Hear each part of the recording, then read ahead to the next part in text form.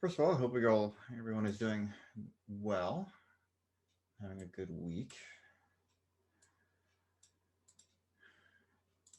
and hopefully, as many of you as possible have been able to start on your vaccinations. I got my first shot last week, and looking forward to my second shot.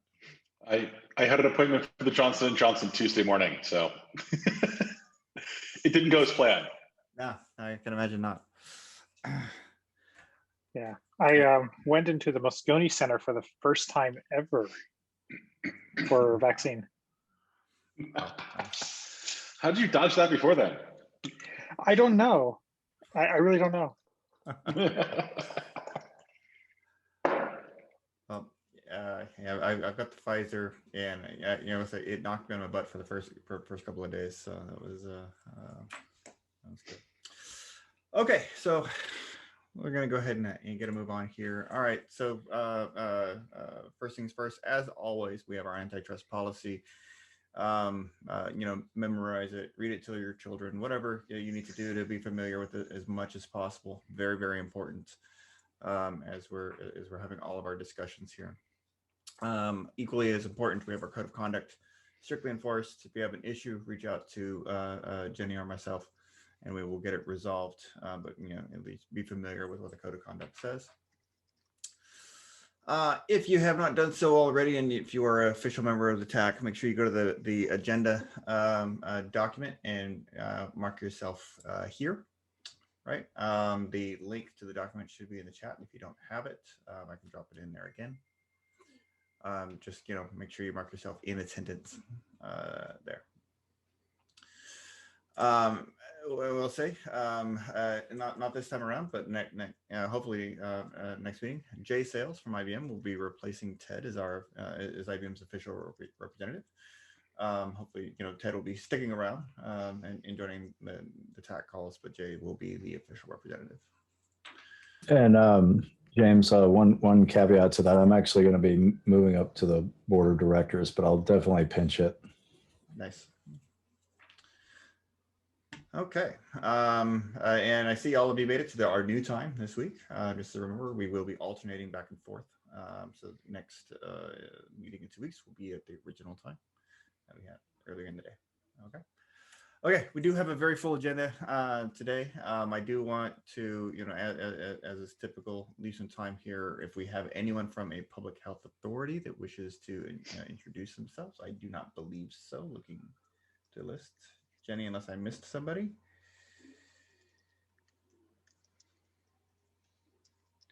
Yeah, does not look so.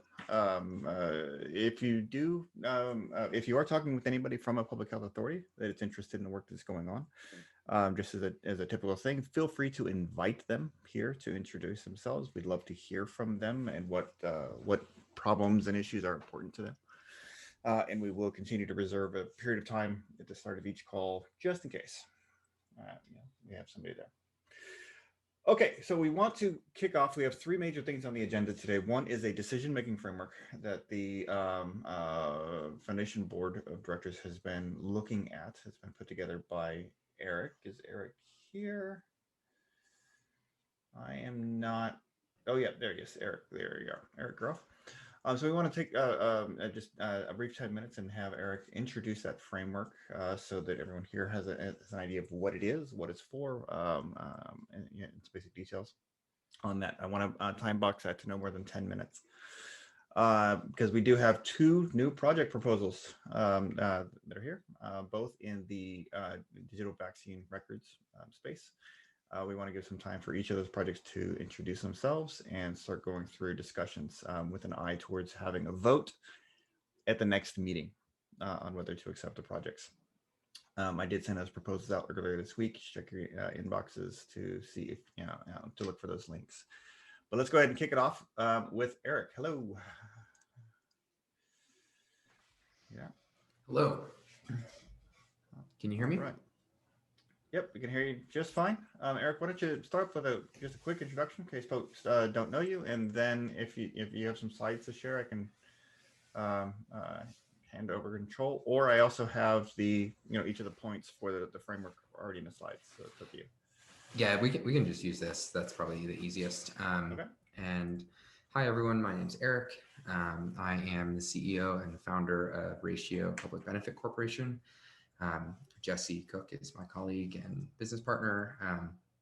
And we are a spin out from Geometer, which previously was part of LFPH, and is a tech incubator that had done some work in COVID response. And we've been doing a number of different projects and have continued that kind of public health work as a spin out of Geometer, and continue to work with US states in that context. So that's me. That's what we do. I sit on the board for LFPH, and in some of our a couple of board meetings ago, we we're just kind of walking through discussion about different types of engagements that might be a good fit for LFPH to take on, potentially extending beyond just kind of being a home for open source projects and jumping into digital service delivery and some other opportunities that were on the table.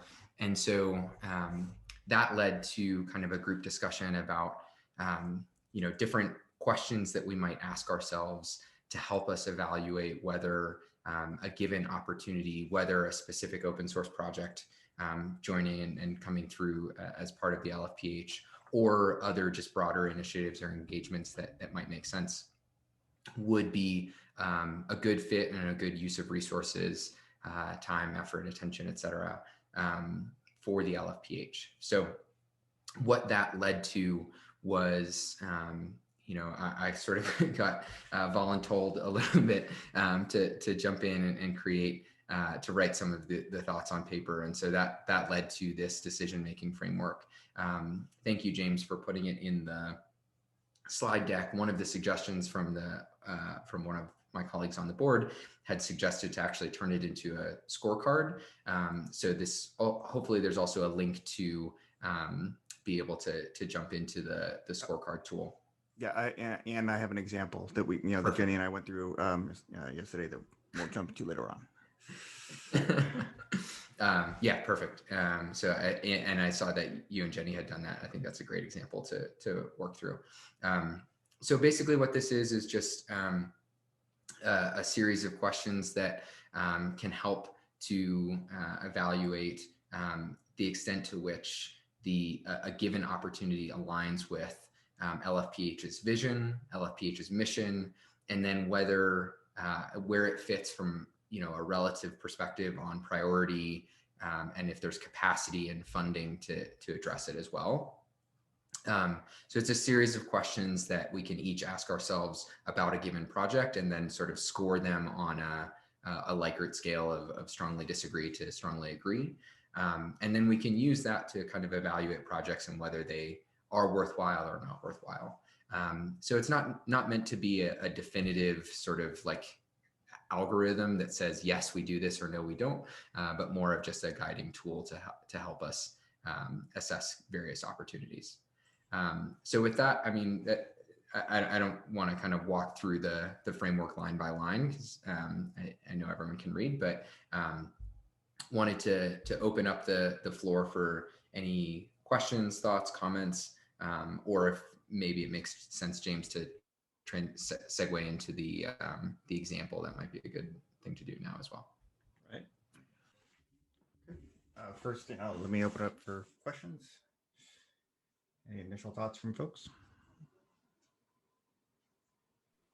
Yeah, I think this is actually good. And I like starting from the vision alignment and moving forward down to the more pragmatic from that. I think it's actually a really good way to carry it forward. It's sort of is this a good thing? Is this our kind of good thing? Is this a thing that we actually ought to be doing? Yeah, I like it. I appreciate the guidance as a new member. This will help me a lot because I don't have a lot of the background and context of how we got to where we are. Yeah, well, one other thing we should probably also think about around this as we move forward is how to effectively communicate this out to prospective participants and projects. So there's a whole other conversation going on around rebranding and making the website more agile in its approach to things, but essentially a presentation version of this versus a scorecarding version of this, which are the same content but presented in different styles. On that new website, it's probably going to be a positive thing because it really does speak to exactly who we are and where we're going. Yeah, as Jenny and I were going through this yesterday, she was making the point.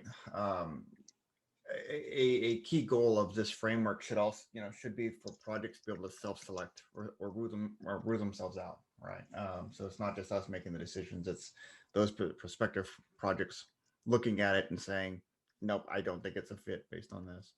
So I think it definitely works that approach as well. Okay, let me jump to the example that we did here. So we, Jenny and I went through this with the, with the two projects, proposals from today in mind. And I do apologize if it's a bit small, hard to read here. Let me present, see if I can make it a bit bigger. I have no idea if that looks better for y'all or not. Or is it too massive? It's actually smaller. It's actually smaller. Okay. It's a great first pass, but the fonting is going to need work in the second pass. Oh yeah.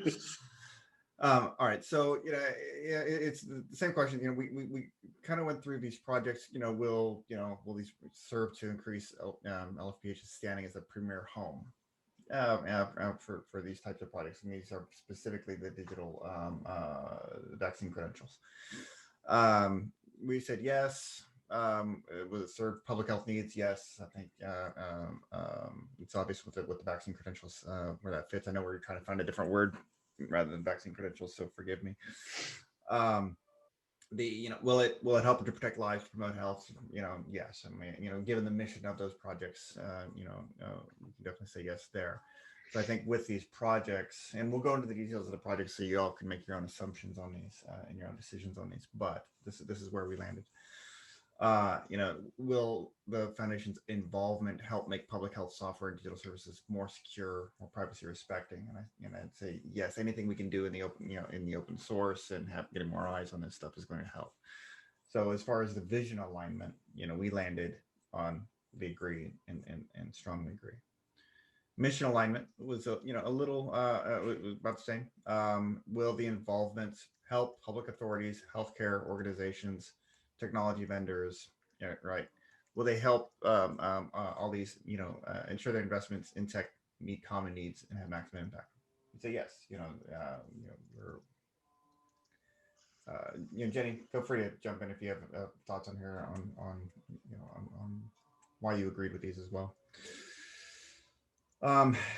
Will it advance a sustainable, broad commercial ecosystem around shared software? Yes. I mean, we're talking about having these things open source now.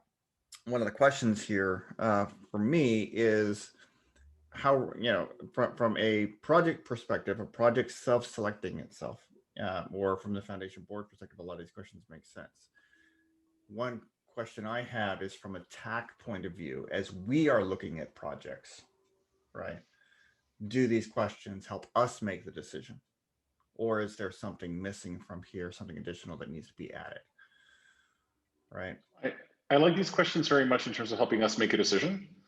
And it's nice to see the scorecard summary, but it would be helpful to get sort of some backing information about why these answers are the way they are. Yeah. For a particular project, because this is a really, really nice summary of it. But if you're sort of looking at this going, wow, that's interesting. I wouldn't have expected that to be a strongly agree. Why is that a strongly agree? Then you can go take a look and go, oh, I never thought of it that way. Or, yeah, I can see that as an agree, but it still doesn't feel like a strongly agree. Yep. Yeah.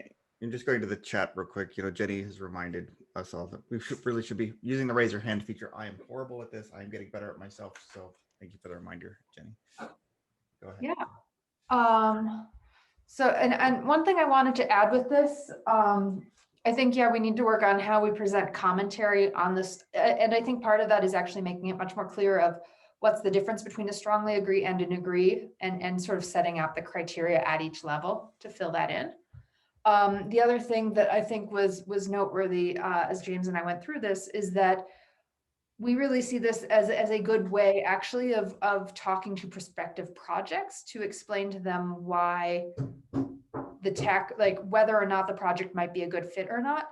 And that generally speaking, it should be a much less useful tool by the time the project reaches the TAC, because these conversations should have been already had. But if somebody comes to us and they're like, here's a cool project and it could be applied to healthcare, like we can go through this with them and say, okay, so here are our criteria, here are the things that we're thinking about. We're not sure, just because it could be applied to healthcare doesn't mean that it should be in LFPH, and it can help us with that conversation. Okay, Danny, you're next.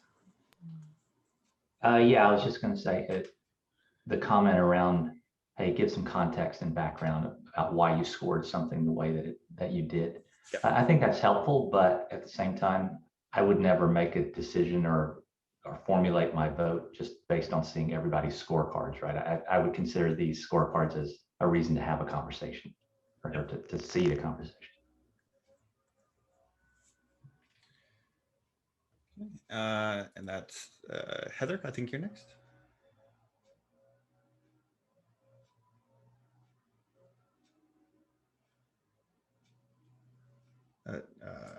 Heather, are you there? I don't think I raised my hand, but It's showing raised on there. So, yeah. Sorry. I believe. No, wait, no, that's who is Hagbard? Let's see, who's that? That would be Sorry, that's Ed. Ed. Sorry, apologies. I'll rename myself. I keep forgetting. Oh, there we go. There we go. Properly There we go. renamed. Yeah, I just wanted to sort of second the scorecards are a place to start, not a place to end. Metrics are fantastic ways to open up conversations and terrible ways to actually make decisions. Yes. Okay. So I do want to keep an eye on the time there. We're at our 10-minute time box for this. Definitely, I think as we go through this, yes, we need to be looking at the scorecard prior to getting to the TAC, making sure that when we present these to the TAC, right, for a new project, it has that reasoning why we think these are agrees, why we disagree, and include that as part of the proposal.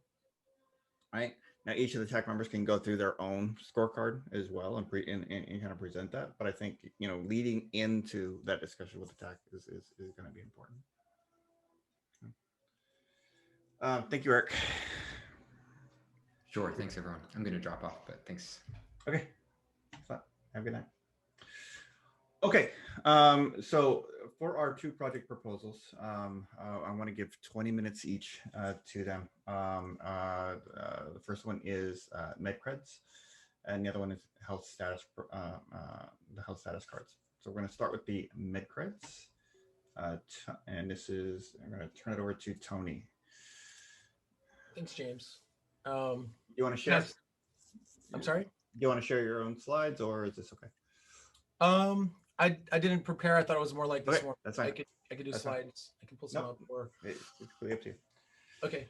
I'll assume that the proposal has been read and sort of the high level of what MedCreds is. Just a bit of personal background. Been highly influenced by open source in my life. I had an experience of my first email back when I was first a computer science student at Berkeley, and I've always been enthralled by how the internet can just unlock things for people. And it's always been my sort of life purpose to give back in some ways. And some of the things I've worked on have to do with ubiquitous text. So involved in messaging, setting up interop for messaging, spent 12 years in messaging. I was involved in Apple Pay, helped deploy Apple Pay to over 1 million merchant locations. Got involved in decentralized identity and have been working within the SSI community for about 3 years, contributing to the Sovereign Foundation, a number of their working groups, guardianship, IoT, and the governance framework. We started building Proof Market as a company because thanks to companies like Trinsic, thanks to projects like Indy and Aries, it was possible to do CX and UX for SSI. And we had started building, kind of a wallet infrastructure several months before COVID hit. And when California started going through its first lockdown, recognized that SSI could be useful for helping alleviate lockdowns. And so helped to co-initiate COVID Credentials Initiative. We turned our attention from building the supply chain use case we were working on to MedCreds. And myself and a team, we had a commercial model. So we did equity, but all, blood, sweat, and tears over and passion for, bringing SSI, bringing privacy preserving sharing of health information to market to help alleviate the pandemic. We introduced legislation in California to help accelerate this as well. The product itself, we went through user studies last summer. So we worked with physicians. We had a medical advisory board. We kind of based it off the idea of a clinic doing testing and giving patients test results, developed an API for labs to issue test results. We then moved into pilots in the film industry. Around August, September last year, the film industry came up with this idea of the COVID compliance officer, and they had probably still to this day the most robust policies around regular testing as a way to keep open business. And so we kind of built sort of the general framework of MedCreds to support this idea of one or many clinics that would issue test results to cast and crew. But you could think of this as cast and crew, or construction workers that move around different sites, or substitute teachers. These are the kinds of use cases we had in mind. So the platform itself, getting to have one or many clinics. In the clinic, there can be one or many physicians that can have one or many patients. On the verifier side, there can be any number of verifiers, organizations within the platform, and each verifier can have their own population they're managing the health status of, and one or many CCOs in the film industry is kind of the framing we had used. The COVID compliance officer that would be responsible for a given population and managing, requesting their health status per the prescribed policy interval. We had lined up a launch in the television industry in January in Los Angeles. The TV industry and the film industry have slightly different unions. And so the TV industry started mandating testing protocols. So we have a lab connected, and we're launching in January, but then you probably know that another wave hit Southern California in January. So it shut down all of that. Leading up to that launch, we had invested significantly in the Kubernetes. James has seen all of the more technical details. I don't know the specifics, but we put a lot of effort into hardening the APIs, making the Kubernetes runtime cloud agnostic. So we're hosted currently in production on Google Cloud, but what the dev team says, we can easily move to other clouds. So that was sort of where the product is right now. Through January through now, I focused a lot of my own attention because we just saw a need in the world for equitable access to credentials. And so we contributed to the MIT PathCheck open standard for paper credentials, and continued that effort with CCI and the paper credentials summit that we had, and have continued that effort through Good Health Pass at Trust Over IP, where we're on the drafting committee for the paper credentials. So we view the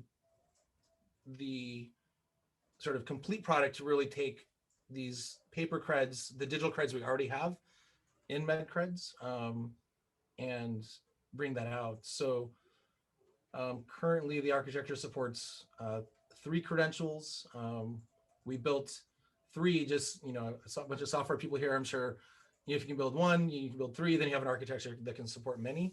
And so we've been also contributing on the US Vax focus group to help to drive a standard credential schema for vaccination status and test results.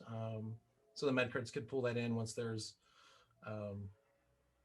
consensus around what the credential schemas should look like. And that's kind of where things are today. We've brought in a number of code reviews, opened our code access for James and others, and we're thrilled to present this and open this up. We think that having medcards open source will increase the adoption by public health of credentials. There's a lot of urgent need out there, and we can see with VCI, Common Pass Clear. I'm on the Health and Safety Committee for some large conferences, and there's not options out there. There's one choice right now out there, and it's not privacy by design. It's really leading down the path of a trusted, centralized data repository of everyone's health information that all of the verifiers, utilize. And so I do think that the world urgently needs the Good Health Pass and Linux Foundation Public Health to make these available so that there are truly privacy by design solutions that the world can adopt. All right. Thank you, Tony. Okay, so looking at the proposal, if you haven't gone through it, I dropped a link into the chat. Make sure you've taken a look. Project description goes over the scope of it. I want to go through a couple of the details here. It is Apache 2 license. The code currently on GitLab with a plan to move it over to GitHub. If any other TAC members want to be able to, want to take a look at the code, let myself or Tony know. We'll figure that out for you there. But at this point, I want to open it up to any questions, any concerns, any thoughts from any of the TAC members.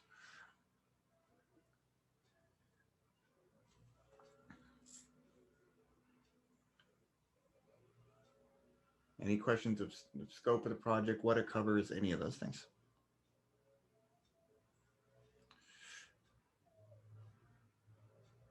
Stunned silence. So I may have missed this. Is this also in terms of the W3C credentials that are there? Are you making use of those, or are you competing against them? Like, what's your stance on that? Yeah, 100%. So we use Aries, which is W3C, implementation of credentials. We're currently running a sovereign mainnet, so that's an instance of the Indy project. And within the Good Health Pass consortium, it's really about defining schemas for credentials that are W3C compliant. All right, Travis, you got a question? Yes. Hey, how you doing, Tony? I see you all the time on all these all these meetings. So I had a question, a little bit, two questions. One about your wallet and how you're managing credentials versus your ID, and then the second question has to do with your portal. Is your portal like an open framework that people can kind of adopt to become their own issuer, or is it specific? So on the wallet, we're using the Aries.net framework, and it has it's concept of the cloud agent. And so the wallets are in the cloud, and credentials are issued, to patient wallets, similar to Coinbase to Bitcoin, right? So it's kind of same concept. There is discussion, and I think it's part of the reason that Indicio is here, and they have their own amazing solutions. You can always do a fully custodial wallet for credentials. We started with a fully custodial wallet and found the UX to be really hard for doctors, for patients to wrap their heads around. And so we actually started over with cloud agents because we could control the experience of, what does it mean to accept a credential? What does it mean to request a verification? What does it mean to consent to a verification in the context of a health-related credential?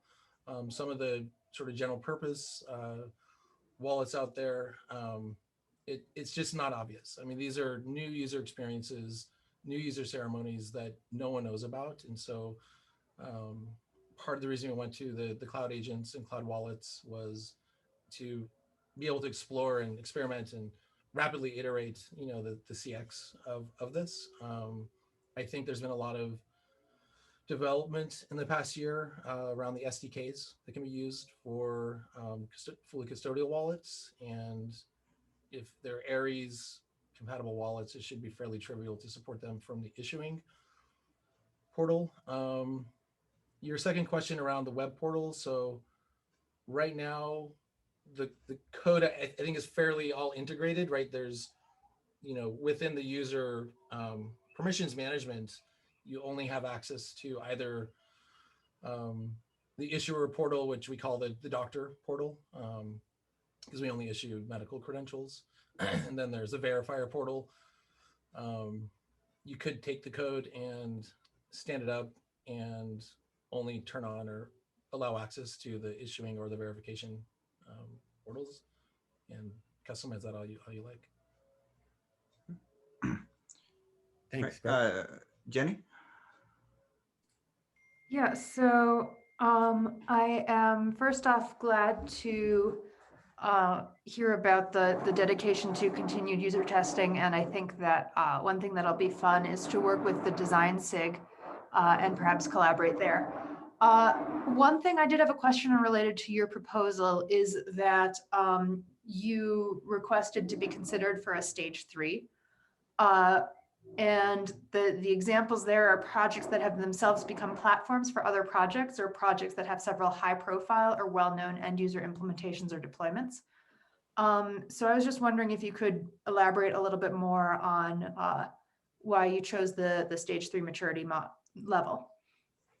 Sure, we have a number of companies that are contributing and will contribute new context, path check to the paper, as well as our implementations launching. We have one in Kenya that's in process now with AMREF, and the work that we've done in the film industry, and additional interest from IDB and the Pan America countries as well. So I think that we've gone through beta, and we're a more mature code, so it's ready to be supported and launched. And I think just the urgent need, right? Like, it's not something that I think the world can wait for, to be honest.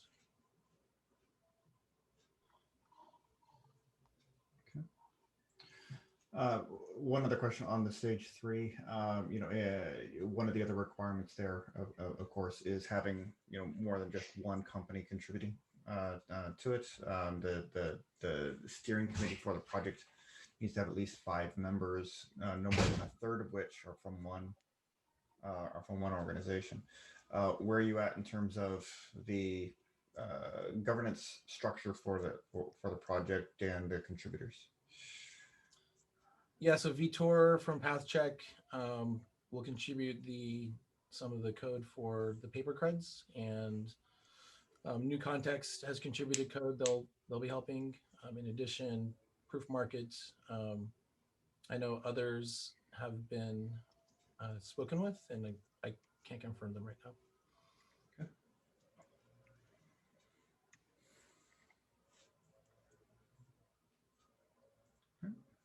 Ed? Yeah, so I just wanted to make sure, I think there may be some misapprehension. There's nothing about not being in stage 3 that indicates that you're not ready for launch or prime time. We actually expect a great many things to actually move out there and be launched in stages before stage 3. And in fact, it's not really the place at this TAC to declare you ready for prime time, ready for launch, or otherwise. So it's really, I think there may be some misunderstanding of what stage 3 means in that regard.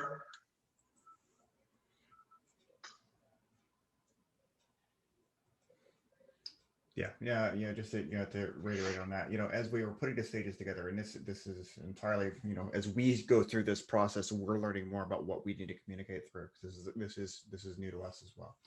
The stages are not intended for you start one, you have to go to two, you have to go to three. It's not a progression. They really represent the level of what is needed from the foundation to support those projects, right? Like stage ones are like, these are done, right? There's not a lot that we need to do. They're just there.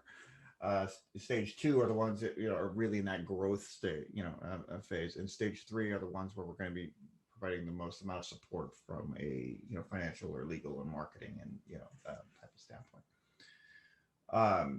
But it really is, like I was saying, up to the project to determine when it's ready to go and what I would also sort of say, I'm sorry, didn't mean to interrupt. Okay. As a philosophical matter, and my opinion is not the only opinion on this matter, but I actually don't think it's healthy for an organization to be taking a new project as a stage 3 project at all, full stop. Because there is a process whereby projects grow into organizations and foundations that is part of that healthy maturation between stage 2 and stage 3.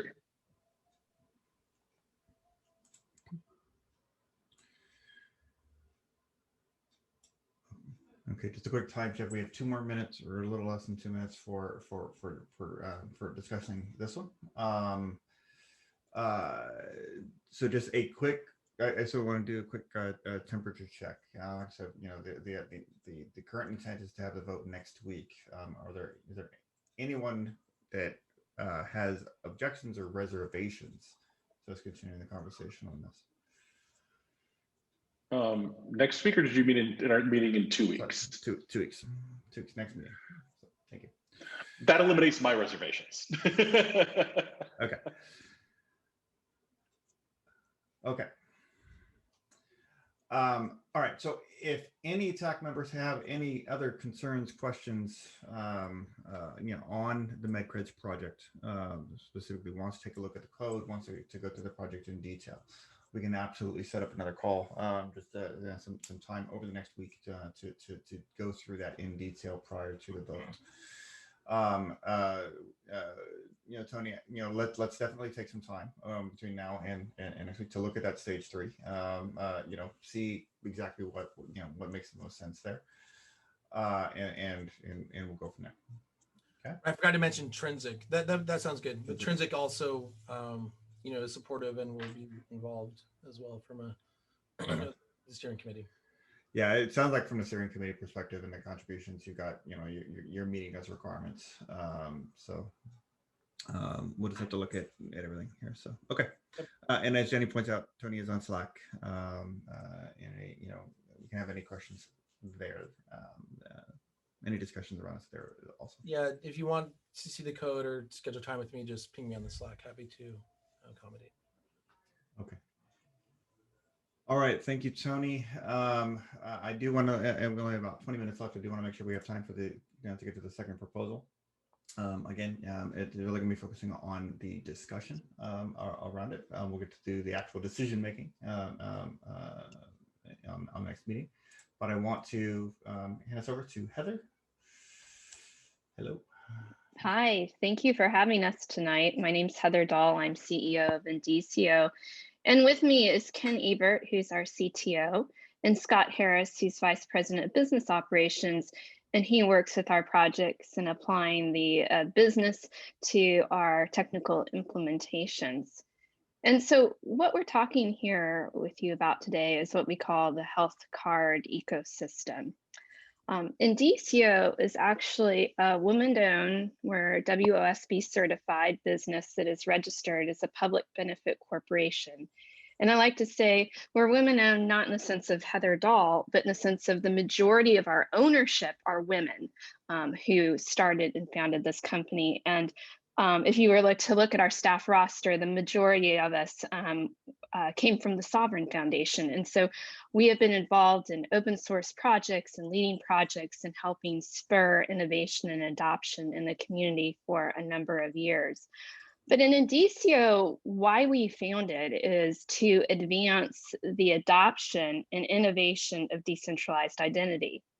And so we put together several practice areas because we know the adoption of decentralized identity is more than just the technology. It's providing help on marketing and business development and governance and actually putting together business models. So we're a one-stop shop, and our goal was basically bring your blocker. What do you need help with to advance decentralized identity? And our very first call a year ago, March, came from the travel, tourism, and hospitality industry, saying COVID is changing our industry. We still don't understand exactly how, but we do know decentralized identity, verifiable credentials built on top of an open source ecosystem will be the answer.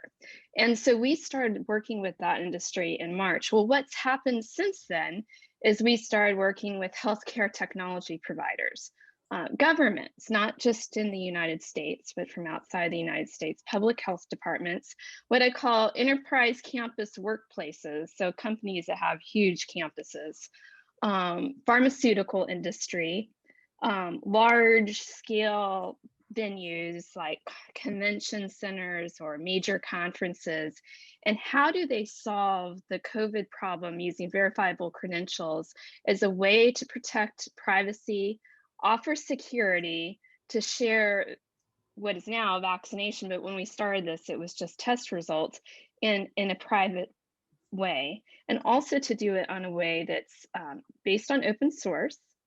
So competitive ecosystems who may not all use the same technology provider can all work together and accept and verify these credentials. And so our clients are not just in the United States or North America. We work with clients around the world. And a number of them are actually in implementation, testing, and we expect our first major project to be announced in the next 2 weeks using what we call the health status card. And it's health status card because usually what we find are organizations want to adopt the name for their particular use case. But who led the development of this entire ecosystem is actually Ken Ebert. And what I'm going to do is turn it over to Ken to walk you through the ecosystem that we have developed in cooperation with these clients and that is being implemented and deployed. But ultimately, we make sure that everywhere possible is contributed back to the open source community. So Ken, it's yours. Hi, everyone. I'm glad to be here and talking about the health status card and the ecosystem. We look at the ecosystem starting with the source of the data, who are the trusted issuers. We've worked on basing our code primarily off of open source, or where there are gaps in that open source, to contribute new projects that will fill those gaps and make for a complete foundation. Akapi, or the Aries Cloud Agent Python, is the basis for our issuer agent. Missing from that ecosystem was the two pieces, a UI to make it easily manageable, a toolbox that makes it easily debuggable.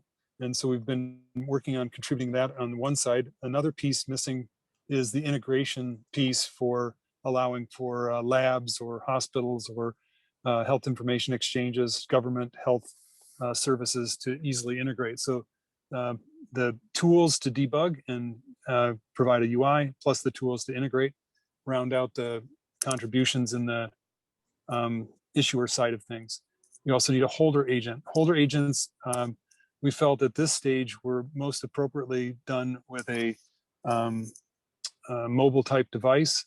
A mobile agent was missing from the open source ecosystem in the Aries system. And so we put together our own agent based on our own libraries and started working on that. As we got ready to open source that, we had some feedback from the community that indicated that combining our efforts with the Aries framework JavaScript-based libraries would be better.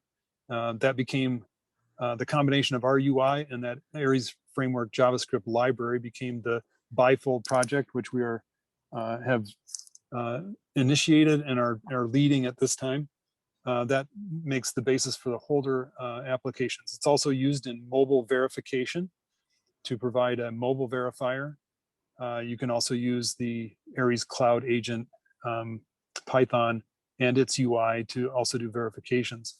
In addition to that, we discovered that there were weaknesses in the mediation services, and we focused on providing more robust and scalable mediation, built again on top of the open source community, and again contributed back into the community. With that mediation agent allowing for the roaming of the mobile agents, we have a complete technological foundation. The UIs that are built on there, we've done a number of innovative things there. One is to participate in SVIP's design UX contest, and we're one of the 3 finalists there in looking at new ways to express credentials and how they might be shared in more of a conversational mode. That has also been open sourced and made available. Those are the technological pieces and some of the UI UX pieces that we built on top of it to ease the process of becoming an issuer, becoming a traveler or a person who has their own medical credentials on their mobile phone. Future efforts might focus on the custodial agents and methods to do scalable cloud-based agents representing the people who have their medical records. And this will be of particular interest as we move into underserved populations who may not have access to the technology.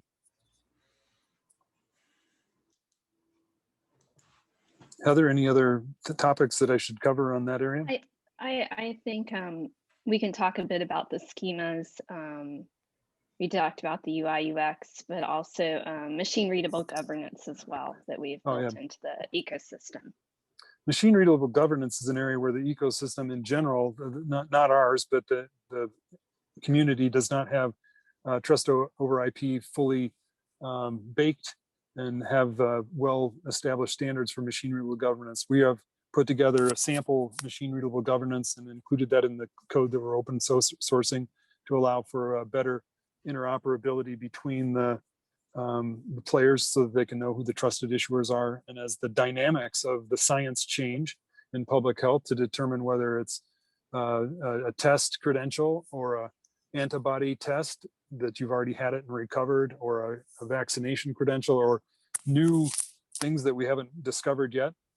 We want that to be flexible and have a machine readable governance that can adapt rather than having to bake it into the code. That allows us to shift as the science shifts, and that we can provide the best public health for the people who are affected, and the governments can provide the best protection to their populations. And then the work that we've done with the test and vaccination schemas, that's been in partnership with public health departments and healthcare technology providers. And those are schemas that we can also donate as well. They've been created. I think that the debate on schemas will probably continue for a while, but we wanted to get something out there that was reasonable and that had the input of both the vaccination providers, the medical pharma research people, the public health people, the travel people, all of their needs taken into consideration. But I expect that there will be adjustments necessary as we move forward, but the framework is flexible enough that we should be able to accommodate that without much trouble. Right. And so the inspiration and the focus of all these ecosystems, no matter how it's deployed or the exact use case, is based on healthcare provider, public health department, healthcare information exchange needing to provide a proof of test or vaccination to a holder, and then a verifier outside of the healthcare industry needing to have the ability to verify the authenticity of the information being provided by the holder. So it's the ecosystem that you see here has been developed out and then implemented in different ways depending on how clients wanted to engage with it. But the underpinnings, we have had a commitment from day one to contribute as much as possible. And for instance, the enterprise agent that you see here that has been implemented and tested with healthcare technology providers, we're going to be open sourcing that as soon as we can clean it up and get it ready to do so. So that has been our commitment. Now, for today, what was great was when we learned about this is we were able to offer and show ecosystem that we've been working on for just over a year now, and have the opportunity to present it to any organization who may find that this ecosystem is what they need to start opening up their spaces, to start recovering their business, to open their economies. And we hope that this gives them the basic ecosystem to start doing so, and it's open sourced, and they can also share it with their industries or their partners as well. So with that, James, I'll hand it back to you. Thank you. So just a couple of just details like I did with the other one. The license for this, Apache 2.0. The one question I have here is the existing code Apache licensed, or because it says you're talking about new contributions at the end of that. What's the current license? There are numerous repos involved here. Some of them are Aries repos that are already under the umbrella, I think, of the Linux Foundation and are well licensed. The new repos that we stand up, whenever we stand up a new one, we always pick Apache 2 as the licensed model. So there are not any tainted repos that we've been very careful. We also follow the DCO type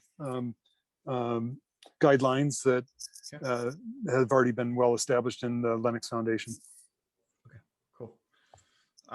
So, and then the other question there,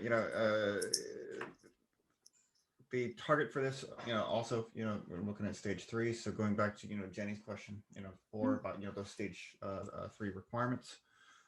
I'll ask this question real quick, and then I'll get, I didn't see what order the hands were raised, whether it was Frederick or Ed first. I don't know which order those came in. But just a quick question about the TSC size, the number of contributors. I want to make sure it's not just DCO, all right, that there's other organizations, right? And then other deployments. So, Ken, I can't remember how many contributors we have. It's more than the Indicio team. I'm going to say 5, 6 more. It depends on which repo. So as the repos start, they start with an internal representation just with Indicio. And as soon as we are able to open source them and put them in a form where other people contribute, we immediately get more contributors. When we started the wallet project, it was only Indicio, and then we had customers who were jumping in and adding to that. And then we had other people who were not our customers at all. The UN contributing. We had the BC Gov is looking at contributing to that as well. And so each project is growing and is at various stages. So I think there are 3 contributors to the schemas right now, 3 organizations on schemas, but that is not one where we've made a broad effort for inclusivity yet. But each one we try to get out both a strong core of core maintainers and then look for inclusivity and bringing in additional organizations as rapidly as possible. For instance, what we now call the Bifold project, we had a number of organizations wanting access to it before we could get it into Bifold. So we just opened up our own Indicio just so people could start contributing there before we moved it over. So we would have to go back and count is, I guess, the quick answer for you, but it is more than Indicio. As far as implementations, we have 13 different organizations in various stages of use cases. I believe 6 would go public with their support for this if this were to be going forward. We have probably the one that called in March and probably our largest scale. Regardless of this, I think they'll be making a public announcement within a month of this system for their particular use case. As far as stage 3, this is new territory for us. This is a collaborative effort. We leave it to your council to decide what is the right stage for this, and we're open to working with you. Our goal is just to make sure that organizations who need this have the ability to gain the access, and that's what's important to us. Okay, thank you. Just for the sake of time, we only have about 4 minutes left for the hour. If it's okay for us to go a little bit over, because I want to make sure we get to Frederick and Ed's questions here. If you do, if you have to drop off, that's fine. Frederick. Sure. So I want to make a quick observation on here. So when you're developing and trying to work out what to put inside of these systems, my understanding in terms of HIPAA is that the hash of PHI data is still considered to be PHI. So do be very careful when you're working in this space and double check that information. I could be wrong there, but historically, with the groups that I've worked with, they've always treated hashes as PHI, and so if we're setting up a credential, we may want to set something up where there's some form of UUID or something within the credential that we're able to sign, and then that can be part of the blockchain itself. Just to be really careful in this bigger space. Right. So one of the great things about Indicio is Ken. His background before Sovereign was actually master patient indexing. So he has a long background in this, along with our partnerships at the healthcare system. So Ken, this is probably one of your favorite topics. We maintain some of those connections, my previous connections, and are nurturing some of those into the participation in this effort to try to bring in the healthcare community's perspective on what is sensitive data, what is the minimal data that a decision maker needs to see, how do we do selective disclosure on only the appropriate parts for meeting the criteria for proving safety and so forth. So we're keenly aware of those issues, and we're also aware of some of the new requirements brought about by the 20th Century Cures Act that require some transfer of the electronic data to the patient themselves. So the business associates agreements and so forth, I think for the most part can be avoided because we're dealing directly with the patient and delivering the data to them. Once it's in the patient's custody, how they choose to share it, we need to make sure that the full consent is there and that they're aware of what they're doing and not being misled into sharing information they don't want to. Yeah, that makes sense. And my understanding of it, again, to double check, is that if it's once it's gone through the patient, if the patient decides to provide it and it hasn't gone through a covered entity, and I assume that you're not, then it's still private information, but not PHI is my understanding. So it doesn't carry the same liability. It's still PII, but the liability shifts from the organization sharing it to the patient. And so there's careful considerate. You're right that there needs to be very close scrutiny of how the information is shared, who it's shared with, whether it's shared in clear text or whether it's hashed. Both cases still require the scrutiny to make sure we're following all applicable law and protecting the privacy of the patients. Okay, sounds like you're asking these questions and you're very familiar with them, so it makes me a lot more comfortable. Thanks. All right, Ed, next. Yeah, so I was just wanting to ask, and this is sort of a blocking and tackling question. You'd mentioned that you have a DCO process. Have you always had automatic enforcement of the DCO across your repo, across the various repos for the projects that make up what you're doing here? Not for the first 2 weeks of DCO's existence, but we got the DCO in place very soon after that, and then cleaned up anything that was contributed prior to that. So we have, I think, full DCO compliance. Well, let's take a quick conversation offline about cleanup. And the reason is I have full faith that you've actually gotten it together, but I've repeatedly been involved in situations where the lack of obviousness of cleanup produces problems for people. And there are certain well-worn trails for just making it blinkingly obvious to anybody who it doesn't talk to you and just looks at your repo that you got it right. And I'd be happy I would be happy to have your input on that. We did the limited number of contributors in the early weeks were very limited, so we had each of them go through the process and get it cleaned up. But if you have other suggestions, we're more than happy to. You actually may be completely fine then. It's just, as I said, having been on the side of evaluating some of these issues and seeing where it can go sideways, just want to make sure that you guys have got it right, because I'm sure you've got the reality of it right. It's the obviousness that sometimes people miss.